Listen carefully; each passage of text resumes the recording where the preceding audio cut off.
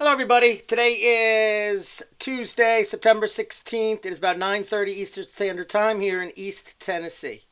So I want to start out this video by going right to the elephant in the room on the Charlie Kirk situation. All right. So what we'll do is we're going to go straight to my X feed that I had reposted a couple of items yesterday that I thought were important. But we all know what a tragedy everything was. Tragedies almost sound like it's incidental, like active terrorism, maybe. So Richard Barris retweeted out, "It was always more likely that he was a young man rebelling against his Mormon family and their values than it was that he was MAGA. It has been one complete self-delusion after another by leftists on this platform since we learned the identity." FBI Director Kesh Patel says the suspected assassin's family confirmed he subscribed to left-wing ideology. Okay, so there you have it. Now, what he's referring to is that when they found out he was Mormon and his father was a cop and all these things, everybody's going, see, he was MAGA, he was a crazy guy on the right, which isn't true. As if someone's child, because your family is conservative, means that you can't have a son who is liberal. Now, from what the family members were saying is that he was radicalized by college in a relationship with a transgendered individual. Okay, his family members said he became more and more, political, withdrawn from the family. So exactly what you would expect. Okay, my friends, that's not a Mormon, right? I could grow up in a Baptist family and then go off to college, come back a Satanist. That doesn't make me a Baptist just because my parents are. Okay? So that's one of the things. So Rich Barris went on again. "We're almost certain to find out that he was not adjusting well to college life regarding academics or social skills very soon, because that's who various groups target. Then fill with propaganda to provide their recruits with a cause and purpose. And helpful lying media too." Now, Rich Barris has been harping on the media quite a bit, so we can understand that and their role in this situation, right? Because let's go through it. J.D. Vance just was touting the poll. 26% of people on the left, particularly younger people, think violence is justified, while it was 7 on the right. And Vance said, rightly so, that's not good. Okay? But you have to understand, okay, because a lot of people bring up this Minnesota killing, et cetera, it's the same thing. Well, there's one distinct difference. No one on the right went on social media and bragging it. There weren't college professors and city councilmen and members of the military and Secret Service all over the place, private corporations celebrating this. And if you see some of these videos, especially on TikTok, look at these people. Clearly empty inside of something. But why is it understandable that the violence is heavily on the left? Because that kind of hardcore left-wing ideology, one, you don't believe in God, you don't believe in consequences in an afterlife. So you're not as worried as much of what happens in life. You feel that faith, you feel that belief, right? Not having your own family, maybe not having a career, not having faith and spirituality, you fill it with the ideology, and the ideology becomes first. Right? It's like Jesse Kelly says, I may be a teacher, but I'm a communist. I may be a mailman, but I'm a communist first. I may be that, I'm a communist first. And that's it. And it's very Machiavellian. It justifies, the means justifies the ends. Okay? And that's what these people believe. Let's go through it.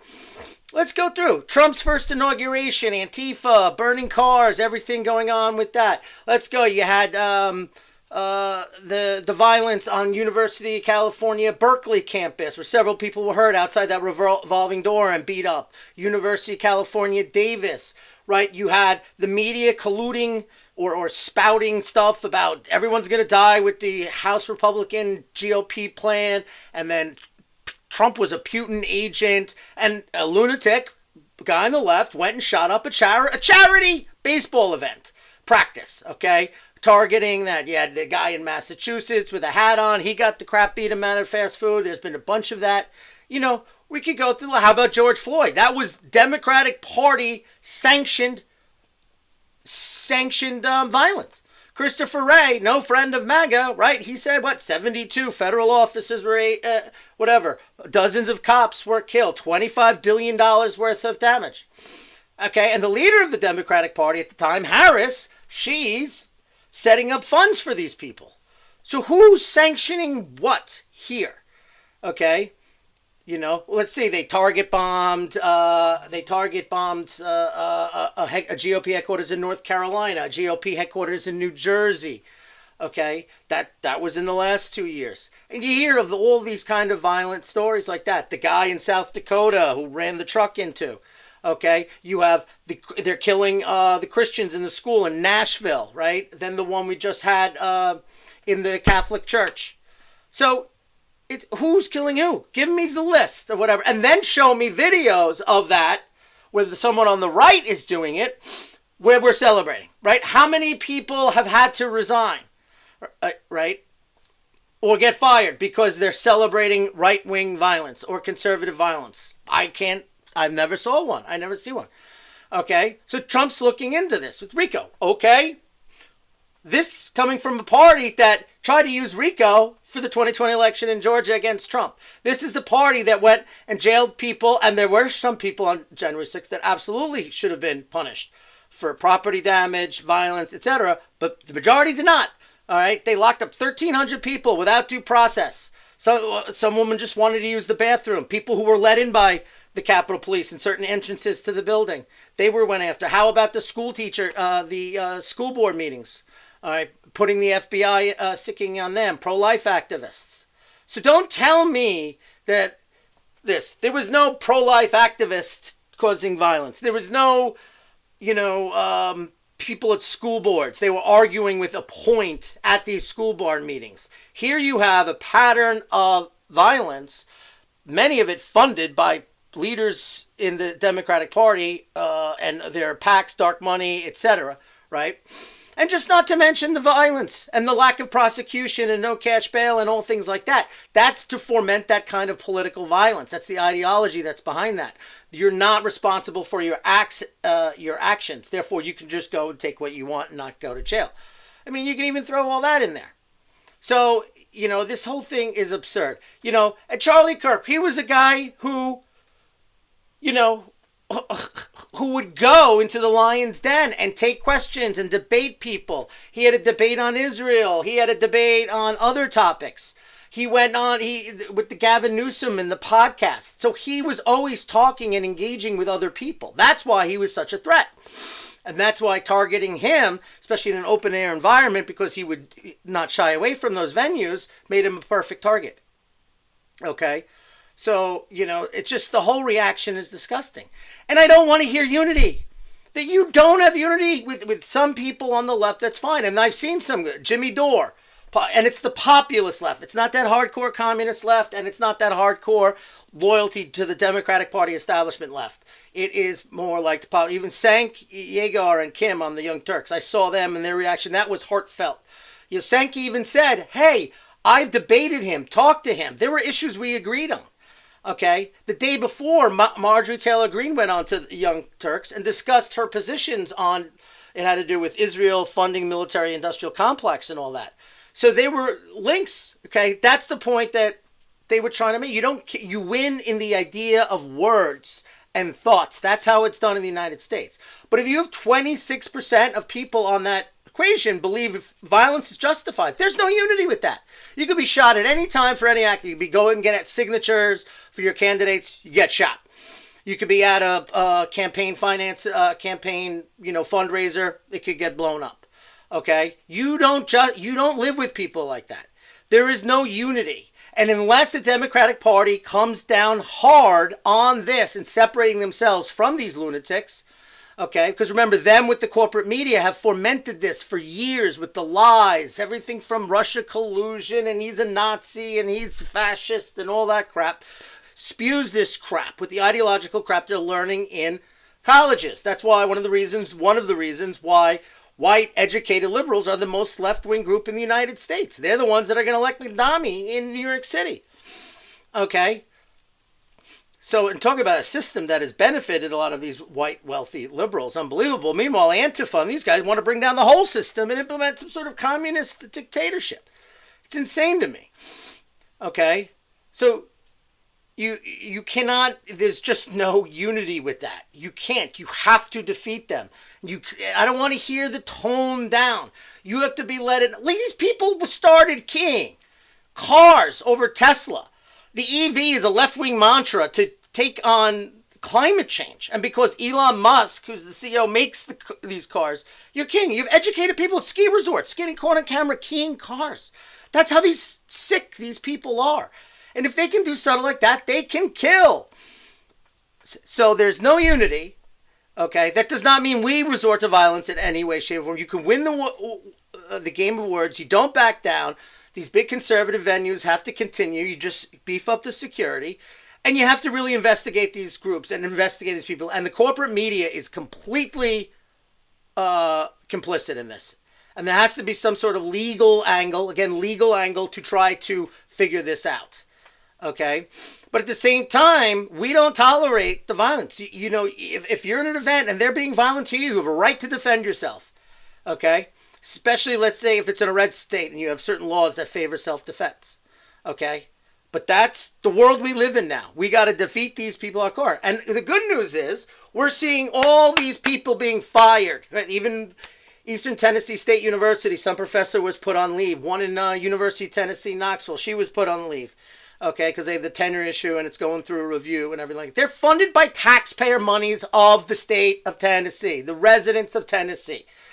If you're spewing that crap and you're celebrating that, you work for the taxpayers of Tennessee. You're fired. I don't give a shit about tenure.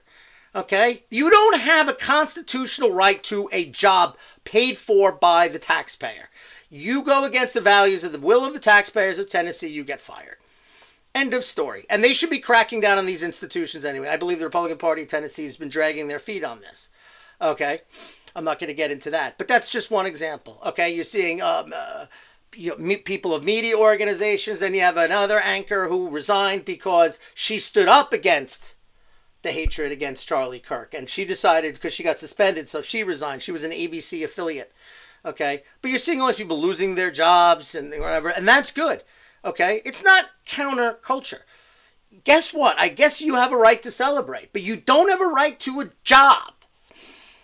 You don't have a right to a job. And most states are at will, which means that they can fire you for whatever reason. And if you're representing a company or an institution that promotes violence, they don't want to be seen as that. Particularly if it's a non-public company, like privately owned or family owned. Goodbye. And we have every right to do that. And maybe it acts as a deterrence, because we on the conservative side, populist right side, have never done this before.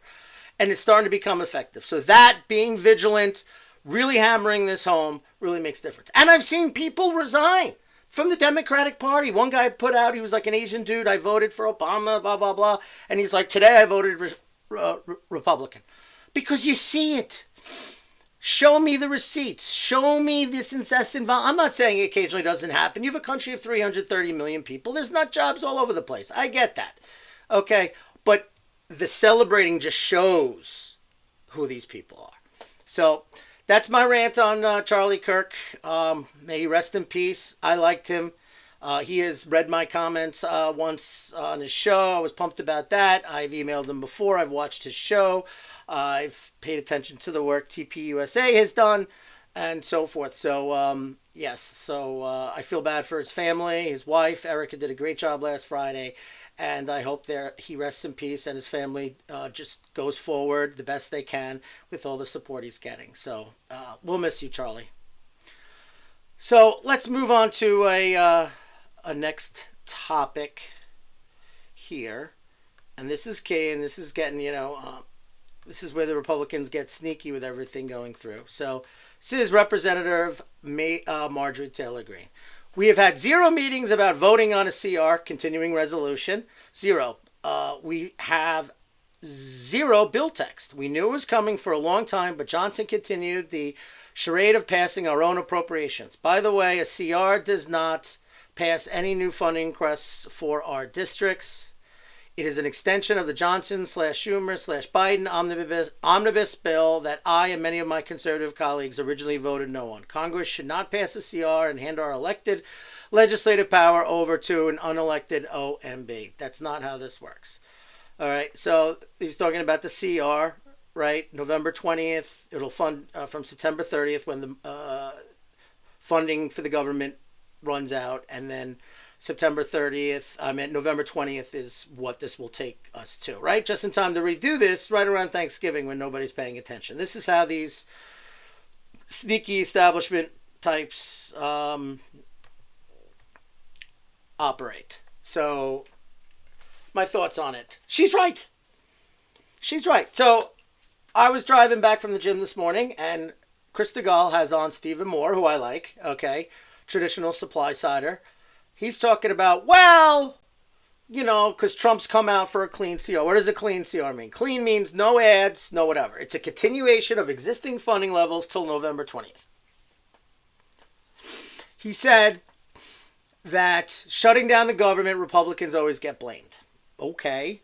Let's see. There, I'll give you a case where it wasn't the case. Ted Cruz, healthcare, Obamacare, 2014. That was a good year for Republicans. Had to do with turnout, of course. Democrats it was a low turnout election, and I get that. But you don't do that, and you make the case. We cannot have $2 trillion recurring deficits every year. Then Stephen Moore goes on a tirade about how we have to cut spending. When are we going to do it now? We're going to do it in an election year with the midterms when they couldn't do it in the first year now? Not going to happen. They'll CR it. They'll CR it again. They'll try to get through a budget thing, again, all through next year. And they're not going to do any changes during an election year. Okay, and if the Republicans lose the House and or Senate, then that's it. So I don't understand why you don't just do it now. Now, here's the reality. When the government shuts down, key things are funded because the government is bringing in revenue. About 15% shuts down. The non-essential aspects of government. Social Security goes out. Medicare goes out. FBI still works. Like things that are essential for the federal government. The one advantage is that the federal government can spend the money, meaning the executive branch, of what comes in, based upon what comes in and prioritizes. Now, Stephen Moore then says, we have to cut like 15% off every department. 100 minus 85 is 15%. There you go. So you siphon off money and fund less those non-essential things with the money that's coming in. And we don't really know as much because the tariff money is pretty good than what people thought. And with the economic numbers this morning, we're showing the retail sales up, okay, and that imports were still high. They actually rose, okay, means that the gloom and doom of tariffs is proven not to be occurring yet.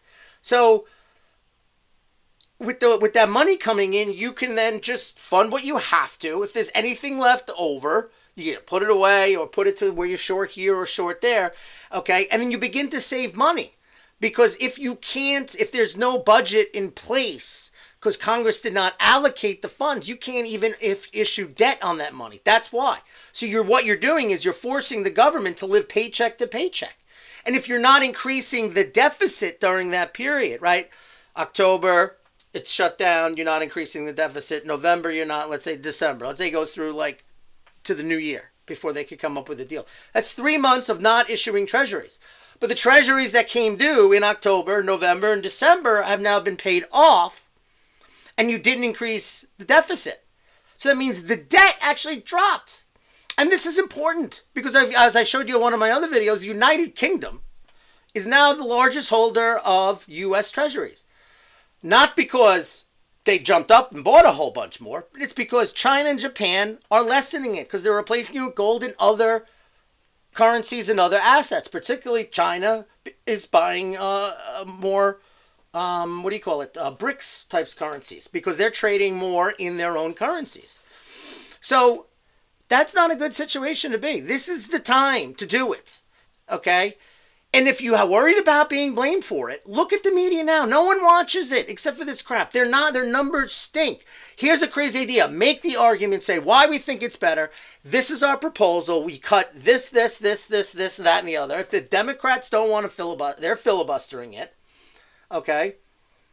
And that's it. And just have press conferences every day, hammering it home. And say, meanwhile, while we're waiting, we're saving money that's going to strengthen the domestic purchasing power, the price parity purchasing power of the U.S. dollar domestically, which helps here in the United States. Okay, and it helps its citizens in the long term. Okay? Again, you're going to hear the sob stories. Oh, no, he got laid off from the Park Service and this and that. Again, you don't have a constitutional right to a job from the federal government. Okay? The parks aren't going anywhere. You have to lay off, have a skeleton crew, whatever. Maybe you then come up with a deal. We'll do a cut here. We'll fund for a month. And then we'll do it again. Another deal. Cut here. Fund for another month. Let this done. If you would have just done the appropriations, the 12-month appropriations for the year for each department that allows congressmen to put on amendments and do all this stuff. This is the stuff Gates and others wanted to bring back going back to 2023. Instead of having this huge package, it's yes or no that no one reads and it's 48 hours to vote on it and has no clue what's in it. Okay, they just know it's just going to continue the government open. Okay, that's bad. But if you go, I remember, that's what they used to do years ago. You used to go, all right, here's the agricultural bill or the Department of Transportation. Congressmen would do amendments. They'd either pass or fail. It made each area more efficient because they debated it and they tweaked, they got rid of the crap and they added some new stuff. They tried this here. They knew this didn't work, so they took it out. Okay. And then it was basically going through like, a sieve, and it got more efficient in terms of the end product. Sometimes too much, sometimes it was too much here and not too much here. Okay. But at least you were getting represented on this bill because they're debating it and they make things better. And that's the way we should be, but we didn't. So now it's time for us to strong arm them. Trump got his big, beautiful bill. He's got the tariffs right now until the courts makes the final decision. Okay, this is our opportunity. We still have more than a year to the election.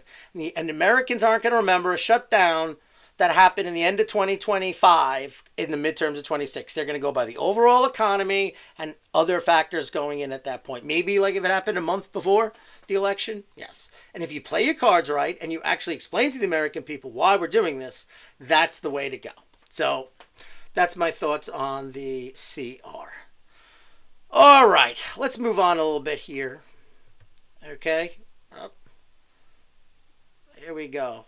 So if you know that the French government failed last week, a no confidence vote, the left and the populist right got together and got rid of Macron's ban. So her position is now, because they can't find a new government, it brings a lot of things to standstill, except for some small foreign policy stuff that Macron has power over.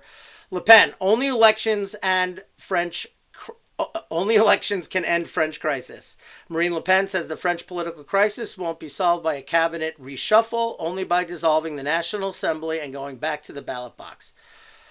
De Bordeaux, the National Rally leader, said a snap election was the only way to move forward. And she's correct.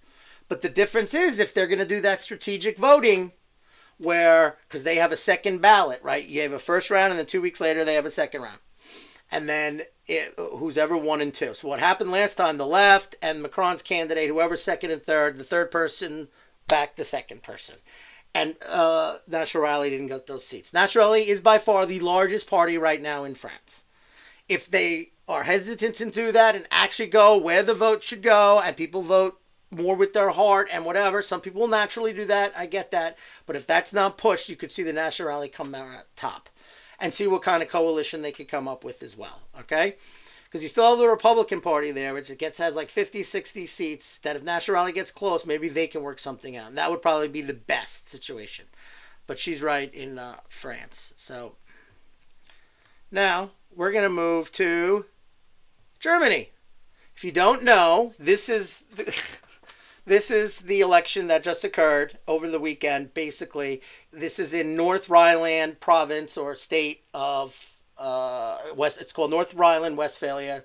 It's one of the, I believe, 16 states of Germany. Germany is a federal republic like the United States and Canada, so they have provinces. Okay, there was an election. This is where the 7 AFD members in this area magically all 7 of them just died in like 3 weeks of each other or whatever. That's another thing. I brought that up on one of my other videos, but it shows you now CDU is strong in this area, and they were down 0.3 but won 34%, same as basically the last time in there.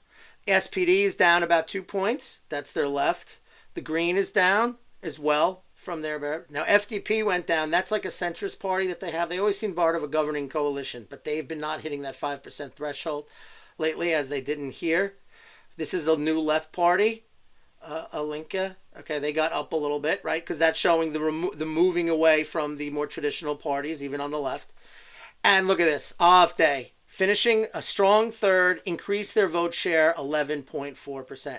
Now that 11.4 is like, where is that coming from? Those are probably new voters, also very similar like the Trump voter, right? And the Brexit voter. They came out because they have a party they believe in that's really representing them, not the institutions, not big government and the military-industrial complex and everything like that. So this is a good sign going forward, okay?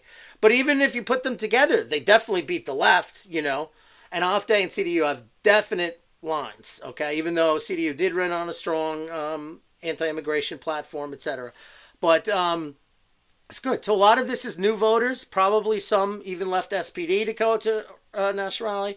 And then probably some went to SPD, CDU as well, fearing that AFD could win, right? So you got some strategic going on. But that shows to me, when you add it up, looks like a lot of new voters in there. And that's a very good sign for AFD in Germany. So I just wanted to share that with you.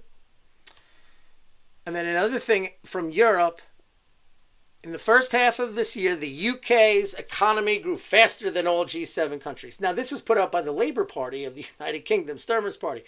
1%! They're celebrating 1%! United States, 0.7 this year. Canada, 0.4. France, 0.4. Japan, 0.4. Italy, 0.3. Germany, 0. Okay, they'll probably be negative again this year. Well, that's what they're proud of. Massive inflation, getting rid of your energy, the green crap. Okay, cutting off particularly continental Europe and Germany, the Russian gas and oil, which means they have to find it elsewhere. So like France, while it still has nuclear energy, has to divert electricity and energy to these countries. You know, it's what's leading to inflation. They're printing more money than they have, so they're running deficits. They're deindustrializing, okay, particularly Germany. But they're celebrating 1%.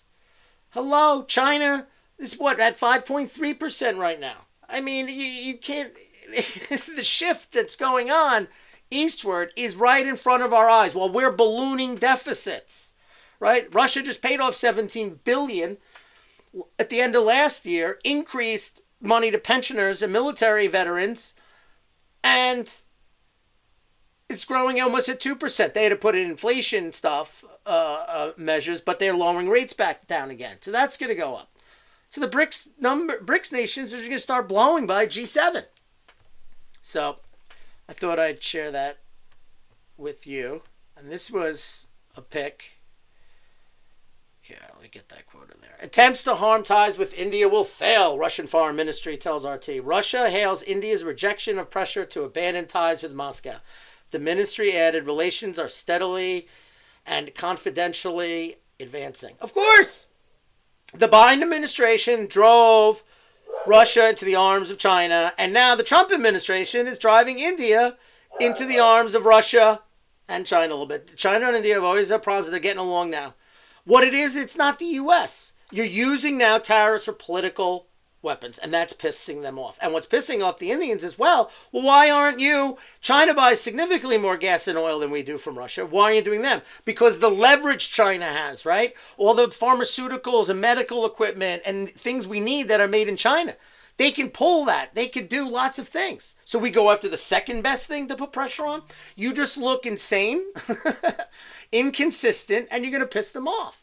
Okay, and it's all this sanctions regime and everything that these countries are afraid of with us, which is why they are purchasing gold, working on alternative transfer systems. China's got one, Russia's got one. They're trading in their own currencies. And we are pushing a more permanent alliance over there. That is not the good. And I just showed you, Europe's getting weaker. So we're going to have, like, on our side, us, which at least Trump's trying to reindustrialize, and I get that, and that's important because of this changing world. Okay, but you want India at minimum neutral. Okay, you want better relations with Russia. Okay, you want to contain China without provoking them. That is the formula for a long lasting while you reindustrialize. And the same thing in Europe. You can't have our only allies, vassal states depending on us with no military and zero GDP growth. That's insane. So that was my thoughts on that one when I saw it. So now we'll give a little war update. All right, so if you don't know, Pokrovsk area in the Donetsk, the southern Donetsk area, is they're fighting tooth and nail. Russia's going steadily into the city of Pokrovsk, but there have been major movements on the line. Ukraine just keeps throwing reserves in it, and they're pulling from the line.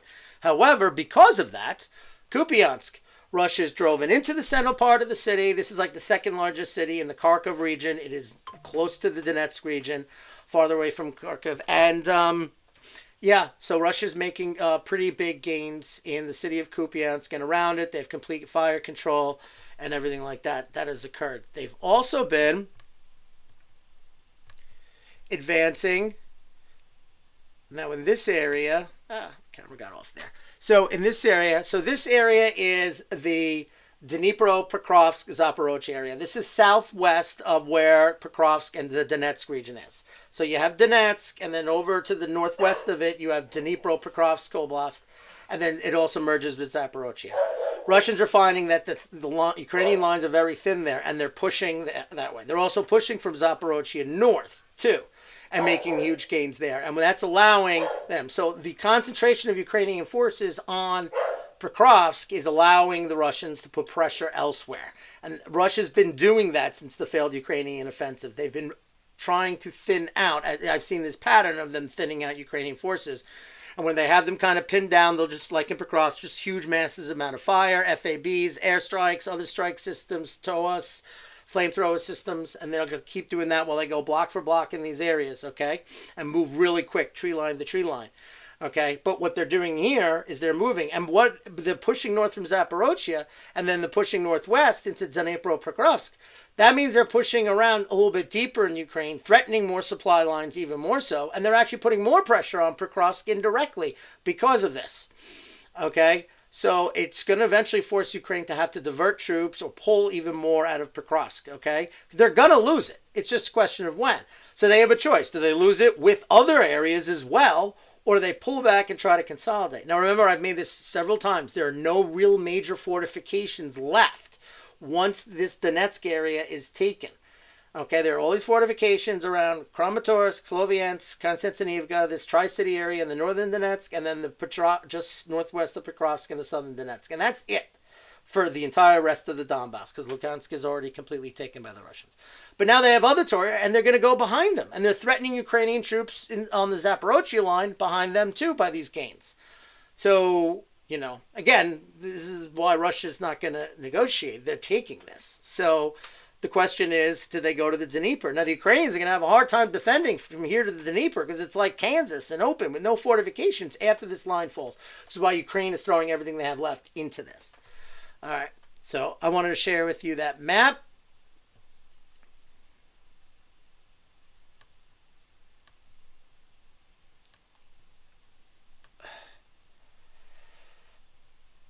Okay.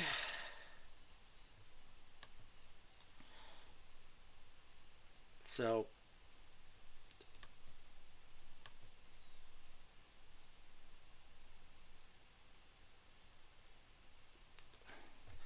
anyway, so that was the update on the Ukraine situation. Okay, yeah, it's pretty much not looking good for Ukraine at this time in that situation. But basically, I'll be following what's going up. Any news with this RICO case with Trump, the Supreme Court case coming up, anything new that's going out in Europe. We have the Dutch elections coming up at the end of October. I'll keep an eye on polling. Any new updates in the Middle East? Israel's launching, we know, those major operations in Gaza. But anyway, that's it. So you can follow me on my X at Patriot Planner 1, and you can also follow me on my Getter at Patriot Planner. And if you like this video, please follow, like, and share. All right? So Have a good day. I'm going to try to put another video out on Friday. All right. Have a good rest of the week. Bye bye.